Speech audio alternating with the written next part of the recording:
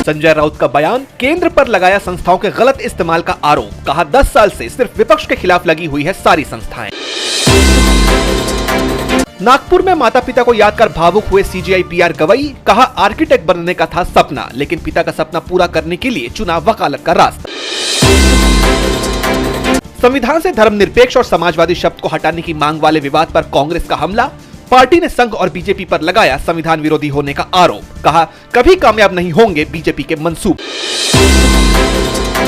Savings account पर सबसे कम ब्याज दर पर कांग्रेस अध्यक्ष खड़गे का पोस्ट। लिखा बचत बंद, घरेलू खर्चों पर लगाम, यह है अमृतकाल का परिणाम। बिहार में मतदाता पुनरीक्षण पर आरजेडी का एक्सपोस्ट। कहा गरीबों पिछड़ों को वोटर लिस्ट से हटाने की साजिश रच रही है बीजेपी। चुनाव आयोग पर लगाया बीजेपी के इशारों पर काम करने का आरोप। अहमदाबाद हादसे के बाद पार्टी करना पड़ा भारी। एयर इंडिया ने 4 कर्मचारियों को नौकरी से निकाला। घटना के बाद पार्टी में डांस कर रहे थे कर्मचारी।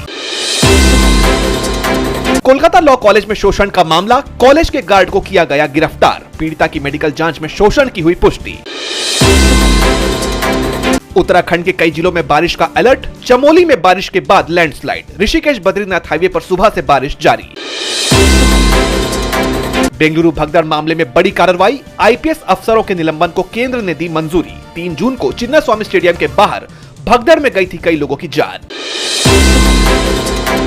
केंद्रीय पर्यावरण मंत्री भूपेंद्र यादव का बयान। कहा एसी का तापमान 20 से 28 डिग्री सेल्सियस पर सेट करने का नियम अभी नहीं, 2050 के बाद ही हो पाएगा मुमकिन।